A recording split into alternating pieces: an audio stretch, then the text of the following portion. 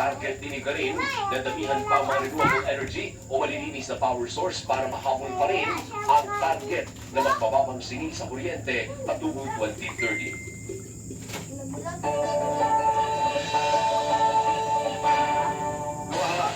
Alamin po natin ang update sa binabantayang bagyo mula kay ABS-CBN resident meteorologist Ariel Rojas. Ariel, nasaan na ba ang bagyong Ada at saan-saan ito makaka-apekto? Bernadette, lumakas pa at naging tropical storm na ang bagyong Ada na may international name na Nongyen. Sabay nito ang lakas ng hangin na 65 kilometers per hour malapit sa gitna at yung pagbugso naman ng hangin umaabot ng 80 kilometers per hour.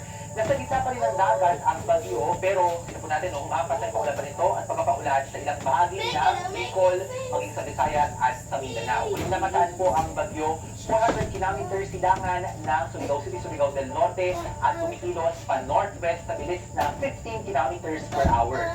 Labing na po probinsya na nakapailalim sa wind signal number 1, sabihin na po sa amin sa Catanduanes, ang silangang bahagi ng Camarines Sur at Albay, Sorsogon, Northern Samar, Samar Province, Eastern Samar, silangang bahagi ng mga probinsya ng Biliran, Leyte at Southern Leyte, Dinagat Island, Surigao del Norte at Surigao del Sur.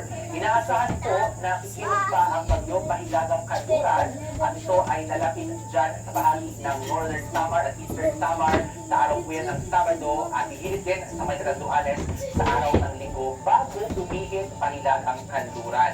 At nakita po natin na kapag umusog pa pakanluran ang track ng bagyo ay pwede nga o hindi na sa posibilidad na maglandfall ang bagyo kung hindi sa may Samar ay sa bahagi ng Bicol Region. Pero muli kapamilya, mas maulan po ang bagyong Ada kesa mahangin.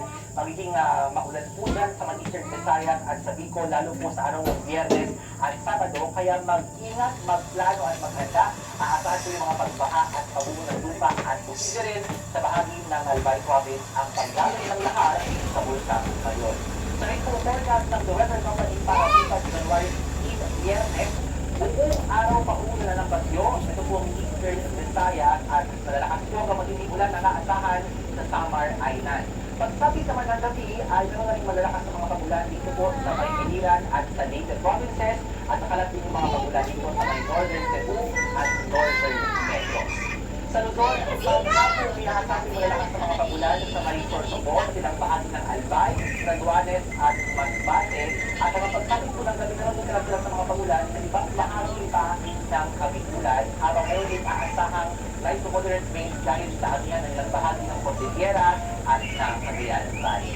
Sa Palawan, may ulan sa umaga sa kasimulang bahagi at halos ituloy naman ang ulanin pagsapit ng hapon at sa gabi ulan ulit po sa southern Palawan. Sa Mindanao, buong araw rin may aasahang karagdagan na ulan dyan po sa Dinagat Island at ilang bahagi ng Surigao del Norte. Pero hindi mga aasahang daraang ulan sa ilang bahagi ng Zamboanga Peninsula, Basilan, Sulu at Tawi-Tawi. At ayun po sa Metro Manila, mababa ang tsansa ng ulan pero aasahan mo sa kulitin halos